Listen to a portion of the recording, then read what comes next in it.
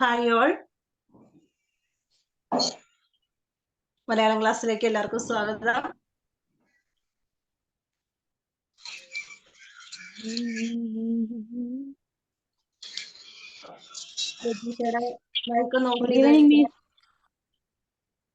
Good evening, all of you. Good evening. Good evening, all of you. Good evening. Mike ഒന്ന് off ചെയ്ത് നോക്കാവോ? എവിടേക്കോ mic on ആയിട്ടിരിക്കുവാണ്. മ്യൂട്ടോള് കൊടുക്കണ്ടല്ലോ എന്ന് വിചാരിച്ചിട്ടാണ്.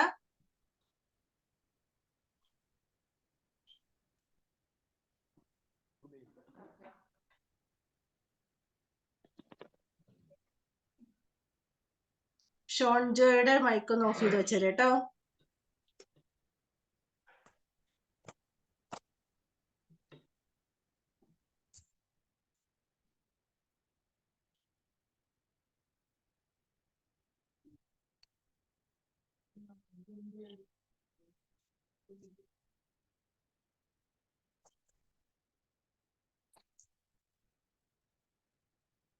ഓക്കെ, നമ്മള് കഴിഞ്ഞ 15 ചാപ്റ്ററുകൾ നമ്മൾ കംപ്ലീറ്റ് ചെയ്തു. 16ാമത്തെ ചാപ്റ്റർ നമ്മൾ തുടങ്ങിയൊരു പകുതി ആക്കി വെച്ചിരിക്കുകയായിരുന്നു അല്ലെ. അപ്പൊ നമുക്ക് ഇന്ന് അതിന്റെ ബാക്കി ഭാഗമാണ്. നമുക്ക് ആദ്യത്തെ ഭാഗം എന്ന് പറഞ്ഞാൽ എന്തായിരുന്നു? കഥയും കഥാപാത്രവും ആയിരുന്നു അല്ലെ. അപ്പൊ ഒരു കഥ എങ്ങനെയാണ് രൂപപ്പെടുന്നത്, അതിനകത്തെ കഥാപാത്രങ്ങൾ എങ്ങനെയൊക്കെയാണ് സൃഷ്ടിക്കുന്നത്, അതായിരുന്നു നമ്മൾ ആദ്യ ഭാഗത്ത് പഠിച്ചത്. ഇനി രണ്ടാമത്തെ ഭാഗത്തേക്ക് വരുമ്പോ എന്താണ്? ഗീതാ ഹിരണ്യന്റെ ഒരു കഥയാണ് നമുക്ക് പഠിക്കാനായിട്ട് കൊടുത്തിരിക്കുന്നത്. അപ്പൊ നമ്മള് പറഞ്ഞതിന്റെ ബാക്കിയായിട്ട് 144ാമത്തെ പേജില് ലാസ്റ്റ് ഉള്ള 2 പാരഗ്രാഫുകളാണ് നമുക്ക് ഇന്നത്തെ ക്ലാസ്സിൽ, അതുകൊണ്ടാണ് നമുക്ക് ഇന്ന് നോക്കാനുള്ളത്. അപ്പൊ ഒന്ന് നോക്കിക്കോളൂ കേട്ടോ. 144ാമത്തെ പേജാണേ. ഗീതാ ഹിരണ്യന്റെ ശ്രീ ഭഗവതി എന്ന കഥയിലെ നായിക എല്ലാ സ്വാതന്ത്ര്യമുള്ളവളുമാണ്. ഭർത്താവിനോട് കയർക്കാനും പ്രതിഷേധിക്കാനും ഒക്കെ അവൾക്ക് കഴിയുന്നു. എന്നാൽ സ്ത്രീ എന്ന നിലയിൽ വിപരമായ പ്രതിസന്ധികളെ നേരിടാൻ അവൾക്ക് എത്രത്തോളം കഴിയുന്നുണ്ട്? കഥ വിശകലനം ചെയ്ത് നമുക്ക് കണ്ടെത്താം. അപ്പൊ ഇനി ഈ കഥയെ കുറിച്ചാണ് പറയുന്നത്. ഇങ്ങനെ കഥാപാത്രങ്ങളുടെ സ്ഥാനം നിർണ്ണയിക്കൽ, പ്രവർത്തനം വിശകലനം ചെയ്യൽ, സംഭാഷണങ്ങൾ അപഗ്രഥിക്കൽ, മറ്റു കഥാപാത്രങ്ങളുടെ സമീപനങ്ങളുമായി തട്ടിച്ചു നോക്കൽ, കഥാപാത്രത്തിന്റെ സ്വഭാവത്തെ സ്വാധീനിക്കുന്ന ഘടകങ്ങൾ തിട്ടപ്പെടുത്തൽ തുടങ്ങിയ ഘട്ടങ്ങൾ പൂർത്തിയായി കഴിഞ്ഞാൽ കഥാപാത്ര രചനയിലേക്ക് പ്രവേശിക്കാവുന്ന. അപ്പൊ ഒരു കഥാപാത്ര രചനയിലേക്ക് നമ്മളൊരു കഥ ആരംഭിച്ചു. അപ്പൊ ഓരോ കഥാപാത്രങ്ങളും നമ്മുടെ മനസ്സിലുണ്ടല്ലോ.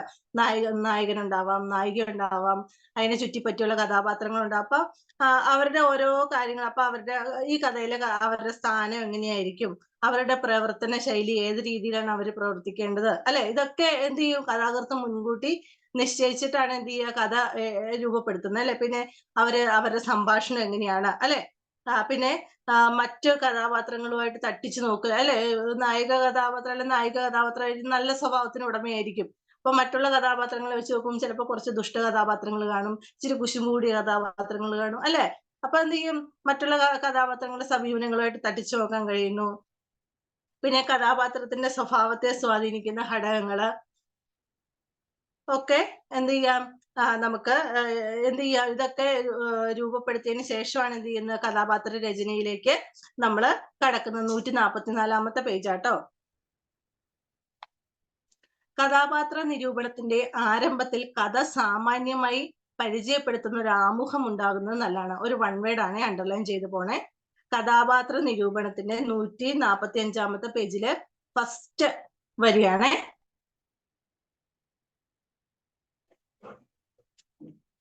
നമ്മളെ എടുത്താണ് കേട്ടോ. നമ്മള് 14-15 ചാപ്റ്ററുകൾ കഴിഞ്ഞ ക്ലാസ്സിൽ നമ്മൾ എടുത്താണ്.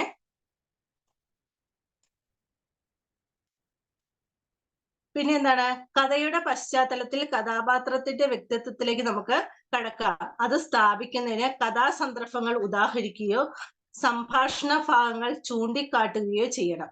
കഥാപാത്രത്തിന്റെ നിലപാട്, അത് സാധൂകരണം, അതിന്റെ സാധൂകരണം എന്നിവ കൂടി ചേർക്കുമ്പോഴാണ് ഒരു നിരൂപണം പൂർണ്ണമാകുന്നത്. അപ്പൊ ഒരു നിരൂപണം പൂർണ്ണമാകുന്നത് എങ്ങനെയാണ്, നമ്മളോട് വൺ വേർഡ് ചോദിച്ചു കഴിഞ്ഞാൽ എങ്ങനെയാണ്, ഒന്നുകിൽ കഥാപാത്രത്തിന്റെ നിലപാട് അല്ലെങ്കിൽ അതിന്റെ സാധൂകരണം. ഏറ്റവും ലാസ്റ്റത്തെ ആ ഒരു സെന്റൻസ് ഒന്ന് അണ്ടർലൈൻ ചെയ്തേ.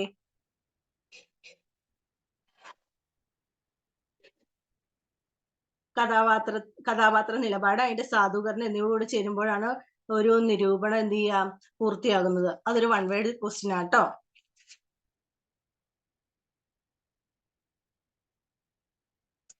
ഇനി നമുക്ക് നേരിട്ട് കഥയിലേക്ക് പോകാം. കഥ എളുപ്പമുള്ളൊരു കഥയാണ്. അപ്പം എന്താണ്, നമ്മള് കഴിഞ്ഞ ക്ലാസ്സിൽ നമ്മൾ ജസ്റ്റ് ഒന്ന് പറഞ്ഞായിരുന്നു, ഒരു അച്ഛനും അമ്മയും കുഞ്ഞും അവരുടെ ഒരു വീട്ടിൽ നടക്കുന്ന ഒരു സംഭാഷണം. അപ്പൊ അവിടുത്തെ ഭർത്താവ് എന്ന് പറയുന്ന ആളെന്താണ്, എപ്പോഴും തിരുവനന്തപുരമായിട്ട് ബേസ് ചെയ്തുകൊണ്ടാണ് അദ്ദേഹത്തിന്റെ പ്രവർത്തന മണ്ഡലം.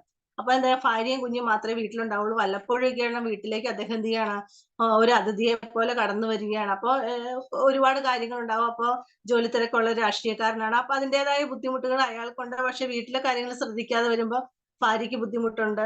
അപ്പൊ അങ്ങനെയുള്ള അവരുടെ ഒരു ദിവസത്തെ ഒരു കുടുംബ ജീവിതത്തിന്റെ ഒരു ഇതാണ് നമുക്ക് ഇന്നത്തെ കഥയായിട്ട് കൊടുത്തിരിക്കുന്നത്.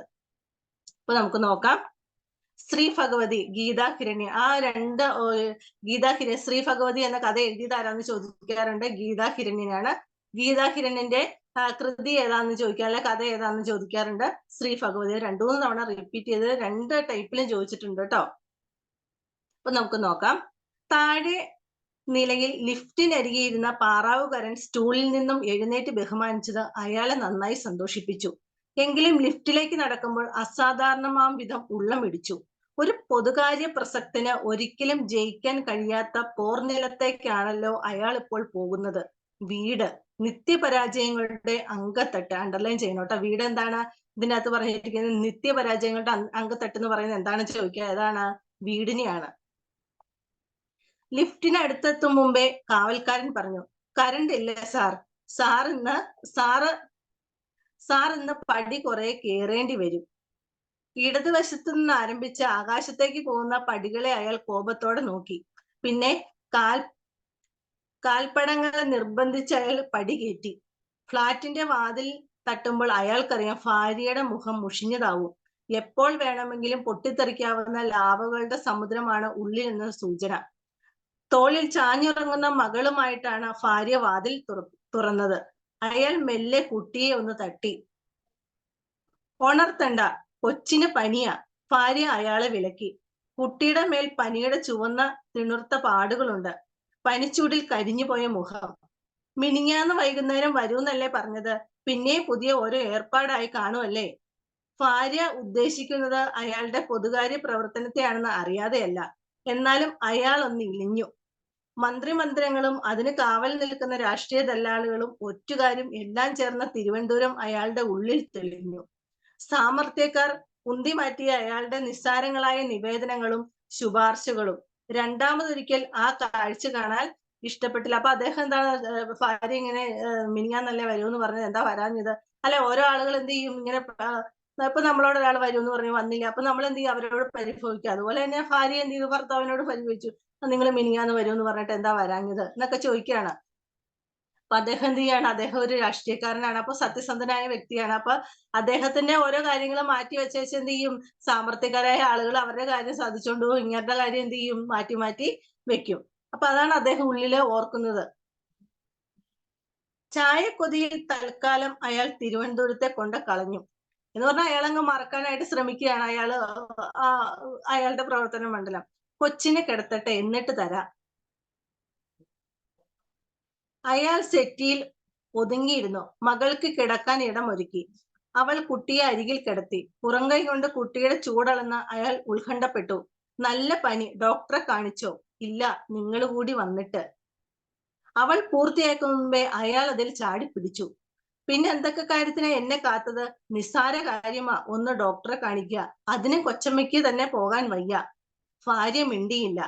ആ അനാവശ്യ ശോഭത്തിന് മറുപടിയില്ലാഞ്ഞിട്ടല്ല, പക്ഷേ അപ്പോൾ ഉയർത്തുന്ന അയാളുടെ ഒച്ച തന്നെ കുട്ടിയെ കരയിക്കാൻ ധാരാളമായി. അതുകൊണ്ട് എന്റെ മോൾ ഉറങ്ങിക്കോ എന്ന് കുട്ടിയുടെ ചന്തിയിൽ മെല്ലെ തല്ലി അവൾ ഉറക്കാൻ നോക്കി. അല്പനേരത്തിനുള്ളിൽ കുട്ടി അവളുടെ പാതി നിർത്തിയ ഉറക്കത്തിലേക്കും ശിഥില സ്വപ്നങ്ങളിലേക്കും മടങ്ങി. അപ്പോൾ ഭാര്യയ്ക്ക് എഴുന്നേൽക്കാം. രാവിലെ ഉറക്കച്ചടവോടെ അവളെ കാത്തു നിൽക്കുകയാണല്ലോ അടുക്കള, അത് മറക്കരുത്. തീനാളങ്ങളും ചായക്കൊട്ടിലും തമ്മിലുള്ള കുശലം ഇത്തിരി കടന്നതേയുള്ളൂ. ആ നേരം അയാൾ ഇരിപ്പുമുറി ഉപേക്ഷിച്ച് അടുക്കളയിലെത്തി. അത് അയാളുടെ സ്വഭാവമാണ്. ഇത്തിരി ശബ്ദമുയർത്തിയാൽ, അത് വേണ്ടിയിരുന്നില്ലെന്ന് തോന്നിയാൽ, അവൾക്ക് പരിഭവം വളരരുതെന്ന് കരുതി സദാ അവളുടെ മനസ്സിലും ചലനത്തിലും പിന്നിൽ ഗാട്ട് നടക്കുക. ഒന്ന് മുറി പൊട്ടിയാൽ പിന്നെ വ്രണം കരിയാൻ വേണ്ടി പലപ്പോഴും ശുശ്രൂഷിച്ച് പൊറ്റ നീക്കി കുളമാക്കുന്ന സമ്പ്രദായം അടുക്കളയുടെ സ്ലാബിന്മേൽ അയാൾ കയറി പ്രതിഷ്ഠിച്ചു. പാലില്ല, പാൽപ്പൊടി ചേർത്ത് തരട്ടെ. അപ്പൊ എന്താണ്, പൊറ്റ നീക്കിയിട്ട് അപ്പൊ ശുശ്രൂഷിച്ച് കുളമാക്കി എന്ന് പറയുന്നത് എന്താണ്, പറഞ്ഞു പറഞ്ഞു പറഞ്ഞ് എന്ത് ചെയ്യുക, സമാധാനിപ്പിക്കാൻ അല്ലെങ്കിൽ സൗഹൃദ സംഭാഷണത്തിന് പോയി അവിടെ കയറി പിടിച്ച് പിന്നെ എന്ത് ചെയ്യുന്നു, പ്രശ്നം ഉണ്ടാക്കുന്ന ഒരു സ്വഭാവമാണ്. അതുകൊണ്ടാണ് പറയുന്നത്. അപ്പൊ ഭാര്യ ചോദിച്ചു, പാലില്ല, ഇരിപ്പില്ല, എന്ത് ചെയ്യട്ടെ, പാൽപ്പൊടി ചേർത്തിട്ട് ചായ എടുത്ത് തരട്ടെ എന്ന് ചോദിക്കുകയാണ്. അയാൾക്ക് സ്വതേ പാൽപ്പൊടി ചായ വയ്യ.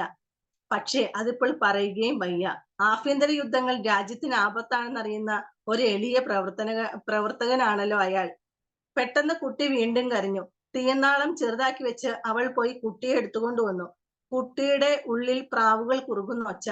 രാത്രി തീരെ ഉറങ്ങിയില്ല ഞങ്ങൾ രണ്ടുപേരും. എന്തൊരു വലിവ അവൾക്ക്. മകളെ മടിയിലിരുത്താൻ അയാൾ കൈ നീട്ടി. കുട്ടി ഇഷ്ടക്കേടോടെ അയാളിൽ നിന്ന് അകലാൻ നോക്കി. അമ്മ ചായ എടുക്കട്ടെ? അമ്മു അച്ഛന്റെ അടുത്തിരിക്ക്. മകളെ അവൾ അയാളെ ഏൽപ്പിക്കാൻ നോക്കി. കുട്ടി കൂട്ടാക്കുന്നില്ല.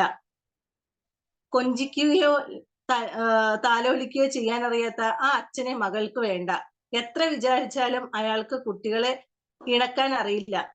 കൊഞ്ചലിന്റെ രാജകുമാരി, അയാൾ ഉള്ളിൽ വിളിച്ചു. അണ്ടർലൈൻ ചെയ്യുന്നത് പേജ് നമ്പർ 147. കൊഞ്ചലിന്റെ രാജകുമാരി, അതാരാണ്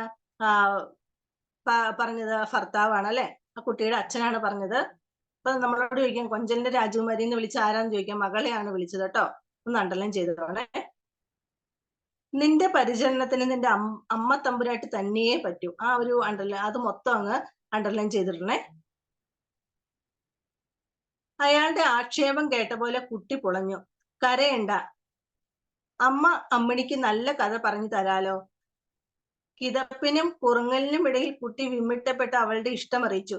കറുത്തങ്ങേലിയുടെയും വെളുത്തങ്ങേലിയുടെയും കഥ. അത് തന്നെ പറഞ്ഞു തരാട്ടോ. പെട്ടെന്ന് വാഷ് ബേസിന് ചൂട്ടിരിക്കുന്ന ചവറ്റുകൊട്ട ചൂണ്ടി ഭാര്യ അയാളോട് ചോദിച്ചു. നോക്കിയേ, ഇതൊന്ന് താഴെ കുപ്പയിൽ കൊണ്ട് ഇട്ടേച്ച് വരാവോ? കാലുകൊണ്ട് അമർത്തി താഴ്ത്തി. ഇനി അതിലൊട്ടും സ്ഥലമില്ല. പച്ചക്കറി ശേഷിപ്പും മുട്ടത്തോടും പഴത്തൊലിയും കടലാസും ഒക്കെ കൂടി അലിഞ്ഞു ചേർന്ന കറുപ്പ് പടർന്ന കൂട കണ്ടപ്പോൾ തന്നെ അയാൾക്ക് ഛർദ്ദിക്കാൻ വന്നു. അയ്യടാ, എനിക്ക് വച്ചിരിക്കുന്ന ഒരു ജോലി, അത് ഇയാൾക്ക് തന്നെ കൊണ്ടുപോയി കളയരുതോ? സൂക്ഷിച്ചു വെച്ചേക്കുന്നു എനിക്ക് തരാൻ കുന്തം. അയാൾക്ക് ചായ കൂട്ടിക്കൊണ്ടിരുന്ന ജ്വാലാമുഖി പെട്ടെന്ന് പുറത്തേക്ക് ചീറ്റിച്ചാടി. ഓ, നമ്മള് പിന്നെ വലിയ നേതാവല്ലേ, ഇതൊക്കെ തൃക്കരം കൊണ്ട് ചെയ്യാൻ പറ്റുമോ? ഭരണചക്രം. അയാൾക്ക് അബദ്ധം പറ്റിപ്പോയി. ആഭ്യന്തര വിപ്ലവം തുടങ്ങിക്കഴിഞ്ഞു. ഇനി രക്ഷയില്ല. ഭാര്യയുടെ ഒച്ചയും നിന്ദയും പൊന്തിച്ചിത്രം തുടങ്ങിയപ്പോൾ കുട്ടി അതിനെ തള്ളി മാറ്റാൻ നോക്കി. അമ്മേ, തല്ലി കൂടണ്ട അമ്മേ. അയാൾക്ക് മകളോട് പ്രിയം തോന്നി. പനിയും ശ്വാസമുട്ടലുമായി ക്ലേശിക്കുന്ന ആ ബാലസേനാനി വിചാരിച്ചാലും ഈ ഉൾപ്പോര് പെട്ടെന്ന് അവസാനിക്കില്ലെന്ന് അയാൾക്കറിയാം. ചായക്കപ്പിന് വേണ്ടി കാത്തിരുന്ന ചായക്കപ്പിലേക്ക് കൊടുങ്കാറ്റ് അഴിച്ചു വിടുകയാണ് താൻ ചെയ്തതെന്ന് അയാൾക്ക് അപ്പൊ അബദ്ധനായി അപ്പൊ തോന്നിയെന്നാണ് കേട്ടോ. ഇനി എന്ത് ചെയ്യാനാണ്? കാറ്റിനെ അഴിച്ചു വിടുകയല്ലാതെ പിടിച്ചു കെട്ടാനുള്ള തന്ത്രം അയാൾക്ക് ഇപ്പോൾ ഓർമ്മ വന്നില്ല. അതുകൊണ്ട് കാറ്റ് അതിന്റെ പോക്കിനി പൊയ്ക്കോട്ടെ എന്നോർത്ത് അയാൾ ഇരിപ്പ് മുറിയിലേക്ക് പോന്നു. എന്നാൽ അടുക്കള പുക അയാളെ അവിടെ ഇരുത്തി പൊറിപ്പിച്ചില്ല. പറ, എങ്ങോട്ടാ തെണ്ടാൻ പോയത്? ഏത് മൂദേവി അറിഞ്ഞു കൂടെ? അയാളുടെ സ്ത്രീബന്ധ കഥകൾ നിറച്ചു വെച്ച ഒരു പടക്കപ്പൂരിയാണെന്നും കലാപത്തിന്റെ ഒന്നാം മണി മതി അത് തീ പൊട്ടി ശബ്ദമാനമാകാനെന്നും അയാൾ അറിയാഞ്ഞിട്ടല്ല. എന്നിട്ടും ഒരു പൊതുകാര്യ പ്രസക്തിന് സ്ത്രീലോകം പുരുഷലോകം എന്നിങ്ങനെ ഭൂമിയെ പങ്കുവെക്കാനാകുമോ അണ്ടർലൈൻ ചെയ്യണേ? ഒരു പൊതുകാര്യ പ്രസക്തിന് സ്ത്രീലോകം പുരുഷലോകം എന്നിങ്ങനെ ഭൂമിയെ പങ്കുവെക്കാനാകുമോ? പക്ഷേ ഈ മണങ്കൂസിനോട് പറഞ്ഞിട്ട് എന്തിനാ? അതുകൊണ്ട് അവൾ തന്റെ ആത്മാഭിമാനത്തിലേക്ക് പടനയിക്കുന്ന അയാൾ സഹിക്കുന്നു. ത്യാഗശീലം വീട്ടിനുള്ളിലാണെങ്കിലും ഗുണങ്ങളെ തരുമല്ലോ. മാത്രമല്ല ശുഭിതയായ അവളെ അയാൾക്ക് പേടിയാണ്. ബാധോപദ്രവമുണ്ടെന്ന് തോന്നും അവളെ കണ്ടാൽ. വക്രിച്ചു പോകുന്ന മുഖഭാവങ്ങൾ. ഒരിക്കലും അവളെ പോലെയുള്ള ഒരുവൾ പുറത്തേക്ക് എറിയുമെന്ന് വിചാരിക്കാത്ത വയ്യത്ര പന്തം കെട്ട വാക്കുകൾ. ചുരമാന്തിക്കൊണ്ട് മുറികളിൽ നിന്ന് മുറികളിലേക്ക് വേഗം കൂടിയ നടത്തം. ഇപ്പൊ എന്താണ്, ഭാര്യയ്ക്ക് ദേഷ്യം വരുമ്പോ ദേഷ്യപ്പെടുന്നതും അവൾക്ക് ദേഷ്യം വന്നിട്ട് നടക്കുന്നതും അതൊക്കെയാണ് ഇവിടെ ഇങ്ങനെ വിവരിച്ചേക്കുന്നത് കേട്ടോ. അയാൾക്ക് പേടിയാണ് അവളെ. ഒരിക്കൽ വിചാരിച്ചാണ് കാലി തുള്ളുന്ന ഇതുപോലെയുള്ള നേരങ്ങളിൽ അവൾ ഉപയോഗിക്കുന്ന വാക്കുകൾ ഒരു ടേപ്പിൽ പിടിച്ചു വെക്കണം. പിന്നെ ശാന്തമായിരിക്കുമ്പോൾ ഒന്ന് കേൾപ്പിച്ചു കൊടുക്കണം. അയാൾക്ക് തീർച്ചയാണ് രാഷ്ട്രീയത്തിലെ ഈ തന്ത്രം കൊണ്ട് അവളെ ഒതുക്കാം. മാനക്കേട് കൊണ്ട് അവൾ ചത്തുപോകും. കുടുംബാഭിജാത്യത്തിന്റെ വമ്പും വീരും പഴുത്തെളിഞ്ഞ്. അപ്പോൾ ഫോൺ ശബ്ദിച്ചു. എടുക്കാൻ അയാളെ എണീറ്റേനെ. പക്ഷേ അടുക്കളയിൽ നിന്ന് ഒരു കുതിരചാട്ടം വന്ന് അവൾ അത് കൈക്കലാക്കി. പിന്നെ ദൂരെ എവിടെ മിസൈൽ തൊടുത്തു വിടുന്ന ഒളിപ്പോരാളിയുടെ ആയിരുന്നു യുദ്ധം. ആ തഞ്ചത്തിന് അയാൾ അടുക്കളയിൽ നിന്നും ചായ മോഷ്ടിച്ചു കിടപ്പുമുറിയിലേക്ക് രക്ഷപ്പെട്ടു.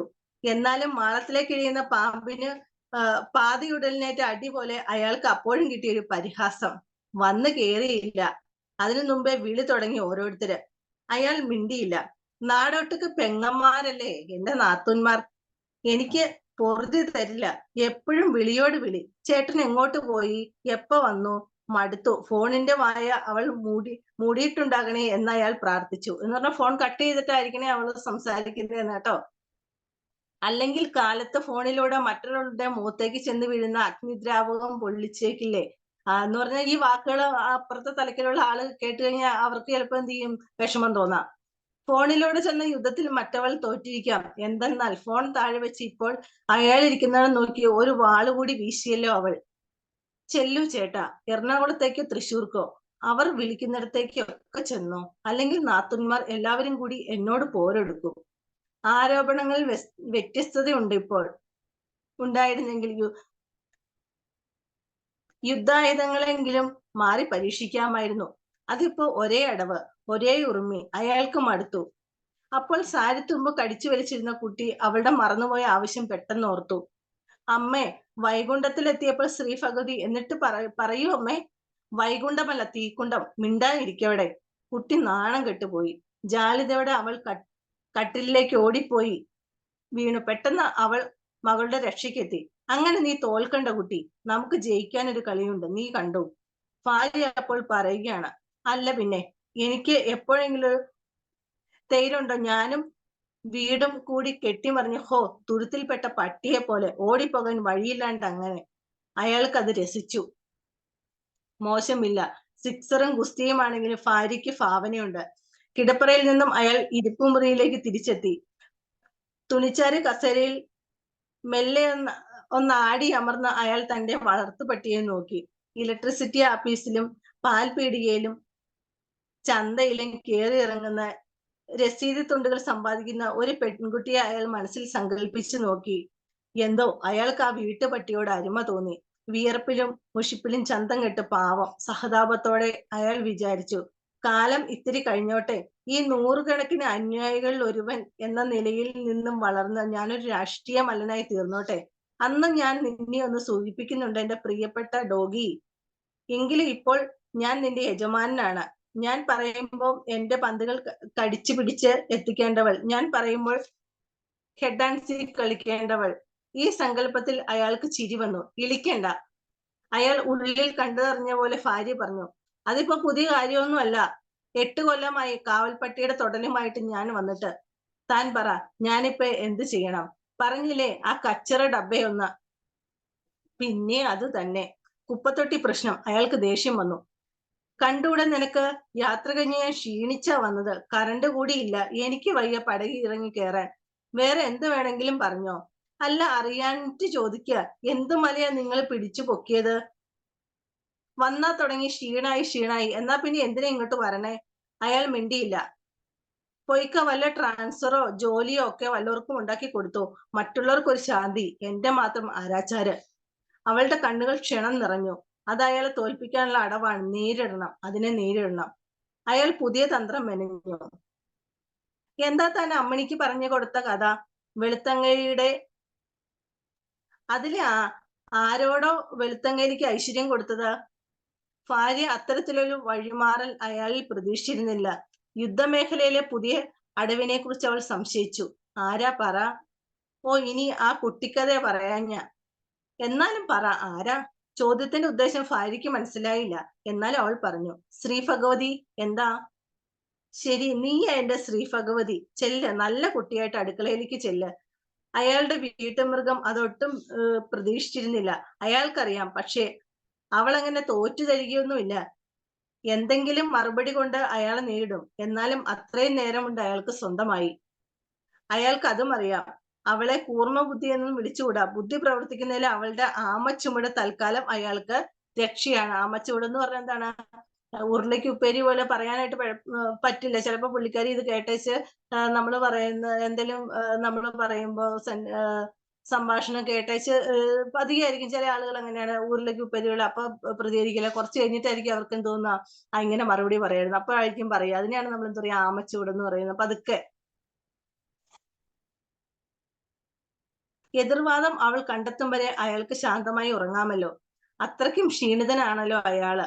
കിടപ്പറയിൽ ശാഠ്യവും കണ്ണീരുമായി കിടക്കുന്ന മകളുടെ വാശി അവൾ കഥ പറഞ്ഞു കൊടുക്കുന്നത് കേട്ട് അയാൾ തുണിച്ചാരു കസേരയിൽ കണ്ണടിച്ചു. പിന്നെ എല്ലാം ശാന്തം. അവൾ പനിയുള്ള കുട്ടിയെ ക്ഷണം കൊണ്ട് ഉറക്കി. അടുക്കളയിൽ ഭർത്താവിന്റെ രുചിക്കത്ത വറക്കലും പൊരിക്കലും നടത്തി. എന്നിട്ട് ക്ഷീണിച്ചു പോയ അയാളുടെ ശ്രീ ഭഗവതി തൊട്ടിയുമായി മെല്ലെ പടികൾ ഇറങ്ങാൻ തുടങ്ങി. 1, 2, 3.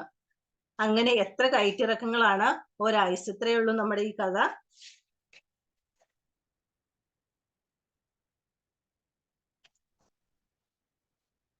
അതിൻ്റെ അകത്ത് നമുക്ക് കുറച്ച് ക്വസ്റ്റ്യൻ ആൻസർ തന്നിട്ടുണ്ട്.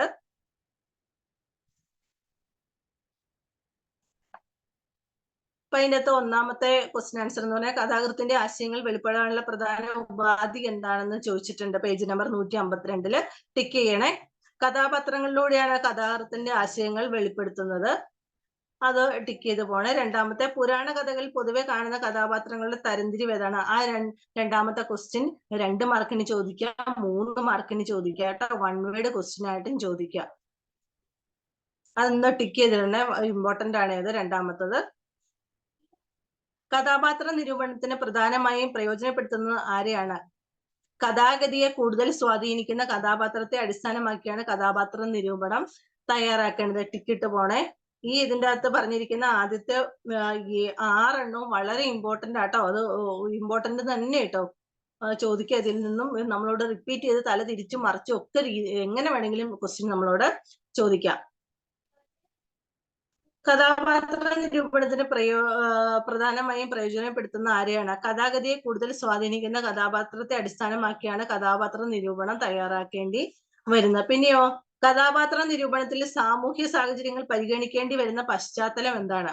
സ്ത്രീകള്, അധസ്ഥിതർ, രോഗികൾ, ദരിദ്രർ തുടങ്ങിയ സമൂഹത്തിന്റെ മുഖ്യധാരയിൽ നിന്ന് അകറ്റി നിർത്തപ്പെടുന്നവർക്ക് വേണ്ടി നിലകൊള്ളുന്ന രചനകൾ വിശകലനം ചെയ്യുമ്പോൾ സാമൂഹ്യ സാഹചര്യങ്ങൾ പരിഗണിക്കേണ്ടി വരും.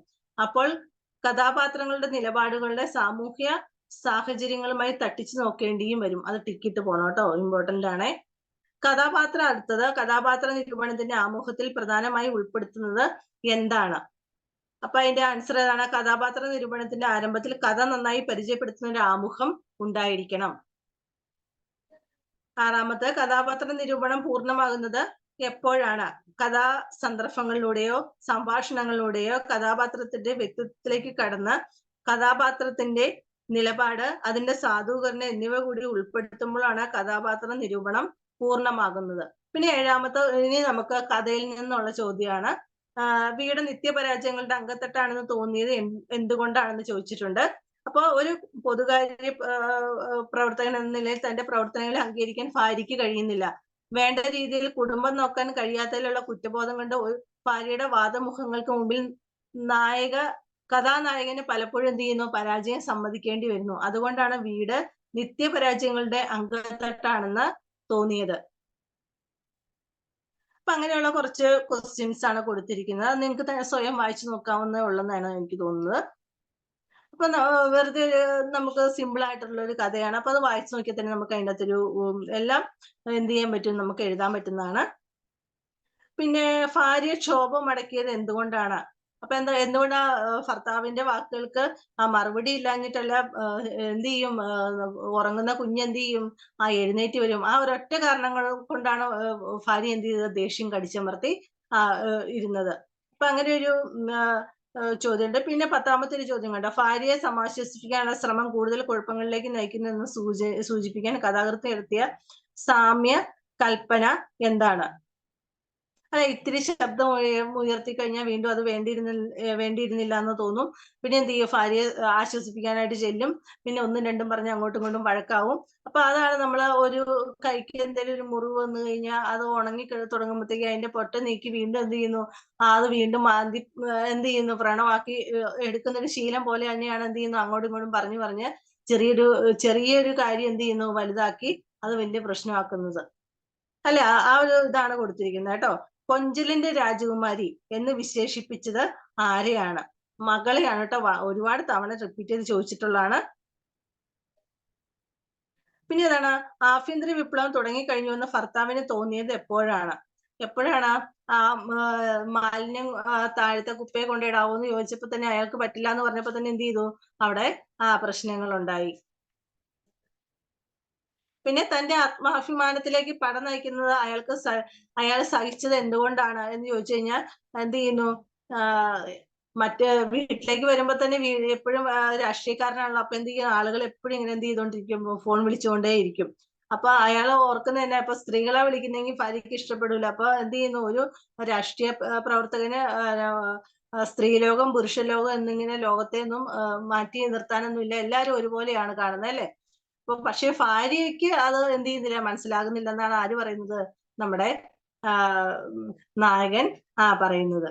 അതുകൊണ്ടാണ് എന്ത് പറഞ്ഞാലും പുള്ളി ഇവക്ക് ഇത്രയൊക്കെ ഉള്ളൂ വിവരെന്ന് ഓർത്തുകൊണ്ട് എന്ത് ചെയ്യുന്നു? മിണ്ടാതിരിക്കുന്നത്.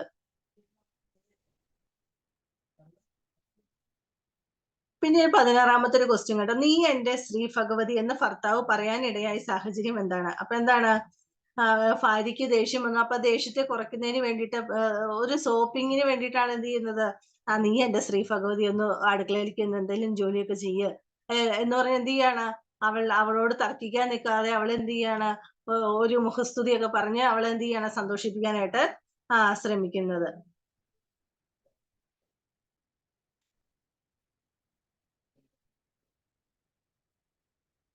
ഇനി നമുക്ക് 20 പേജ് മുതൽ നമുക്ക് എസ്സേ ക്വസ്റ്റ്യൻ ആണ് കൊടുത്തിരിക്കുന്നത്. Page number 156. കഥാശീർഷകത്തിന്റെ ഔചിത്യം വ്യക്തമാക്കുക. അതൊരു എസ്സേ ക്വസ്റ്റ്യൻ ആണ്.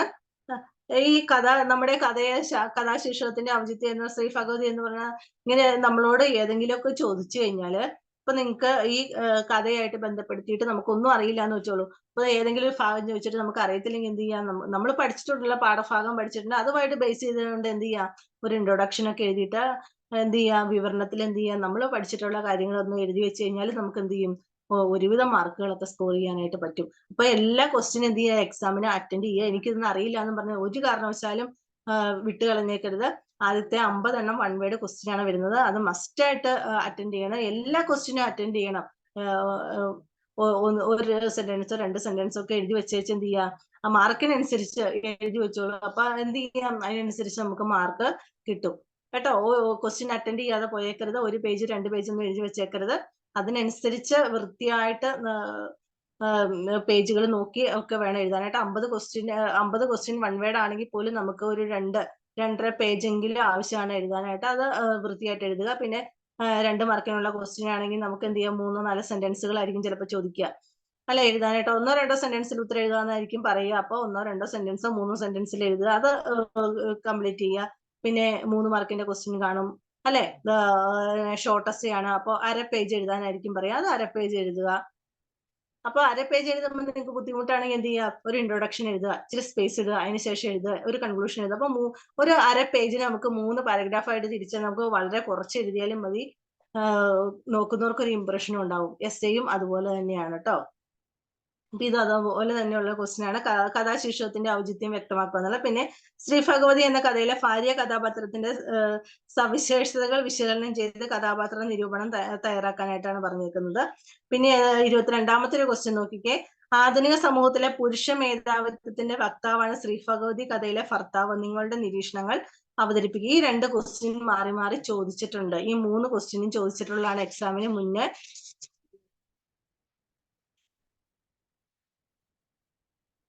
പിന്നെ 23ാമത്തെ ക്വസ്റ്റ്യനും ചോദിച്ചിട്ടുള്ളതാണ്. സ്ത്രീകൾക്ക് നേരെ പ്രയോഗിക്കാവുന്ന പ്രശംസാ വചനങ്ങൾ സ്ത്രീയുടെ വ്യക്തിത്വത്തെ എത്രത്തോളം മാനിക്കുന്നവയാണ്? തെളിവുകളുടെ അടിസ്ഥാനത്തിൽ വിശകലനം ചെയ്യുക. അതും ചോദിച്ചിട്ടുള്ള ഒരു ചോദ്യമാണ്. അപ്പൊ നമ്മൾ പഠിച്ച കഥയായതുകൊണ്ടാണ് വീണ്ടും വീണ്ടും റിപ്പീറ്റ് ചെയ്ത് പറഞ്ഞ് നമ്മുടെ സമയം കളയാത്തത്. അപ്പം ഇമ്പോർട്ടന്റ് ആണ് ഈ കഥയിലെ ഈ കഥാഭാഗം നിങ്ങൾക്ക് വളരെ എളുപ്പമായിട്ട് എഴുതാൻ പറ്റും. ആദ്യത്തെ ഒരു ഭാഗം കഥയും കഥാപാത്രവും ആ ഒരു ഭാഗം മാത്രം ഒന്ന് നന്നായിട്ട് ശ്രദ്ധിക്കണേ. ഇനി നമുക്ക് പഠിക്കാനുള്ളത് 19ാമത്തെ പാഠമാണ് കർണപർവം. 16 കഴിഞ്ഞാൽ 17ഉം 18ഉം നമുക്ക് പഠിക്കേണ്ട ആവശ്യമില്ല. പിന്നെ ഏതാണ്? 19ാമത്തെ പാഠമാണുള്ളത്. കർണപർവമാണ്.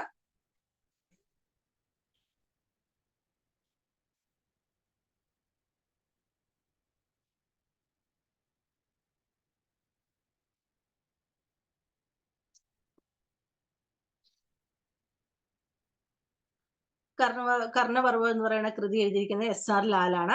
അപ്പൊ അദ്ദേഹത്തിന്റെ ഒരു കഥയാണ് നമുക്ക് ഉള്ളത്. ഒരു ചെറിയൊരു കഥയാണ് നമുക്കുള്ളത്. അപ്പൊ എന്താണ്? കർണപർവം എന്ന ചെറുകഥയിൽ നമുക്ക് കുടുംബ ബന്ധങ്ങളിലെ ശൈഥില്യമാണ് എന്ത് ചെയ്യുന്നത്? തുറന്നു കാണിക്കുന്നത്. മക്കളെ വളർത്തി വലുതാക്കാൻ സ്വന്തം ജീവിത സുഖങ്ങളും സന്തോഷങ്ങളും ത്യജിക്കുന്ന മാതാപിതാക്കൾക്ക് അതേ മക്കളിൽ നിന്നും വാർദ്ധക്യകാലത്ത് ലഭിക്കുന്ന തിരിച്ചടികളാണ് ഈ കഥയുടെ സാരാംശമായിട്ട് കൊടുത്തിരിക്കുന്നത്. അപ്പൊ ഇതിനകത്തൊരു പ്രധാന കഥാപാത്രം എന്ന് പറഞ്ഞാൽ സെബാസ്റ്റ്യൻ എന്ന് പറയുന്ന ഒരു നാടക നടനാണ്. അപ്പൊ അദ്ദേഹം എന്ത് ചെയ്തു? വളരെ ചെറുപ്പത്തിൽ തന്നെ മക്കള് 3 മക്കള് ജനിച്ചു കഴിഞ്ഞപ്പോൾ എന്ത് ചെയ്തു? ഭാര്യ മരിച്ചു പോവുകയാണ്.